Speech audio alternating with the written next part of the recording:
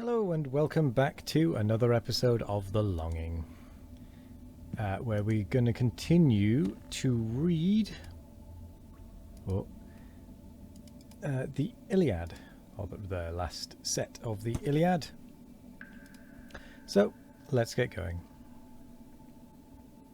He spoke and passed Latona, stooping low, collects the scattered shafts and fallen bow, that glittering on the dust lay here and there, dishonoured relics of Diana's war.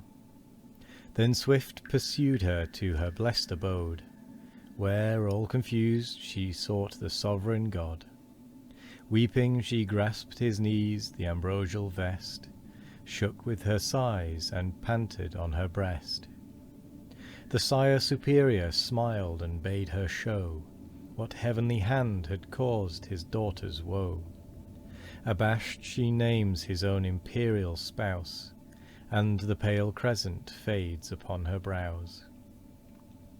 Thus they above, while swiftly gliding down, Apollo enters Ilion's sacred town.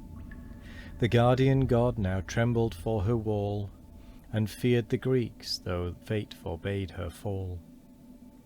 Back to Olympus from the war's alarms return the shining bands of gods in arms, some proud in triumph, some with rage on fire, and take their thrones around the ethereal sire.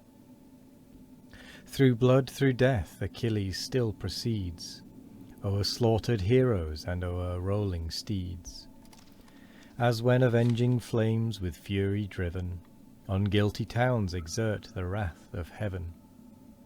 The pale inhabitants, some fall, some fly, and the red vapours purple all the sky. So raged Achilles' death and dire dismay, and toils and terrors filled the dreadful day. High on a turret hoary Priam stands, and marks the waste of his destructive hands. Views from his arm the Trojans' scattered flight, and the near hero rising on his sight. No stop, no check, no aid, with feeble pace, and settled sorrow on his aged face. Fast as he could he sighing quits the walls, and thus descending on the guards he calls. You to whose care our city gates belong, set wide your portals to the flying throng. For lo, he comes with unresisted sway, he comes and desolation marks his way. But when within the walls our troops take breath, lock fast the brazen bars and shut out death. Thus charged the reverend monarch wide were flung, the opening folds the sounding hinges rung.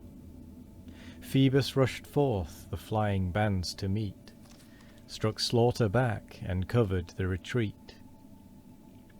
On heaps the Trojans crowd to gain the gate, and gladsome see their last escape from fate. Thither all parched with thirst a heartless train, hoary with dust they beat the hollow plain, and gasping, panting, fainting labour on, with heavier strides that lengthen toward the town. Enraged Achilles follows with his spear, wild with revenge, insatiable of war. Then had the Greeks eternal praise acquired, and Troy inglorious to her walls retired. But he, the god who darts ethereal flame, shot down to save her and redeem her fame. To young Agenor force divine he gave, Antenor's offspring, haughty, bold, and brave. In aid of him beside the beach he sate, and wrapped in clouds restrained the hand of fate. When now the generous youth Achilles spies, thick beats his heart, the troubled motions rise. So ere a storm the waters heave and roll, he stops and questions thus his mighty soul. What shall I fly this terror of the plain, like others fly and be like others slain? Vain hope to shun him by the self-same road, yon line of slaughtered Trojans lately trod. No, with the common heap I scorn to fall, What if they passed me to the Trojan wall, while I decline to yonder path that leads to Ida's forests and surrounding shades? So may I reach concealed the cooling flood, from my tired body wash the dirt and blood. As soon as night her dusky veil extends, return in safety to my Trojan friends. What if, but wherefore all this vain debate? Stand I to doubt within the reach of fate? Even now, perhaps, ere yet I turn the wall,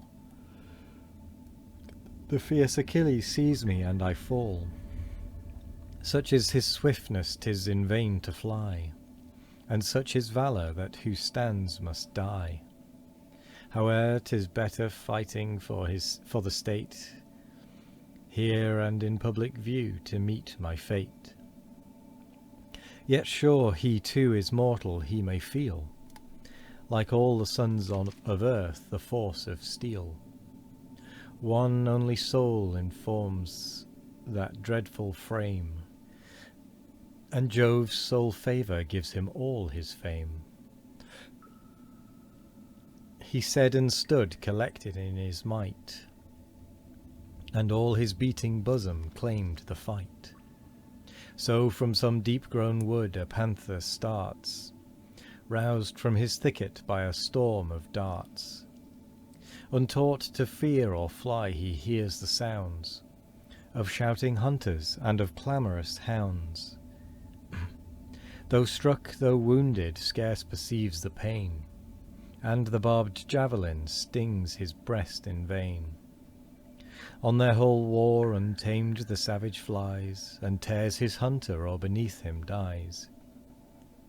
Not less resolved Antenor's valiant heir confronts Achilles and awaits the war. Disdainful of retreat high held before, his shield a broad circumference he bore. Then graceful as he stood in act to throw, the lifted javelin thus bespoke the foe. How proud Achilles glories in his fame, and hopes this day to sink the Trojan name. Beneath her ruins know that hope is vain, 1,000 woes, 1,000 toils remain. Parents end, and children our just arms employ, and strong and many are the sons of Troy. Great as thou art, even thou mayst stain with gore these Phrygian fields and press a foreign shore. He said, with matchless force the javelin flung, smote on his knee the hollow cuishes rung. Beneath the pointed steel, but safe from harms, he stands impassive in the ethereal arms. Then fiercely rushing on the daring foe, his lifted arm prepares the fatal blow. But jealous of his fame, Apollo shrouds the godlike Trojan in a veil of clouds. Safe from pursuit and shut from mortal view, dismissed with fame, and the favoured youth withdrew. Meanwhile the god, to cover their escape, assumes Agenor's habit, voice, and shape. Flies from the furious chief, still follows where he flies.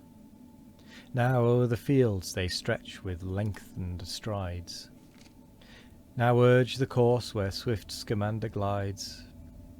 The god now distant, scarce the stride before, tempts his pursuit and wheels about the shore, while all the flying troops their speed employ, and pour on heaps into the walls of Troy.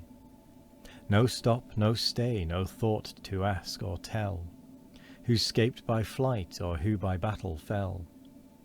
'Twas tumult all, and violence of flight, and sudden joy confused and mixed affright.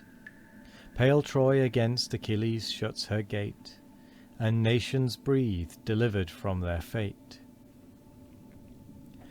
And with that we come to the end of the episode, and also, quite handily, the end of that book.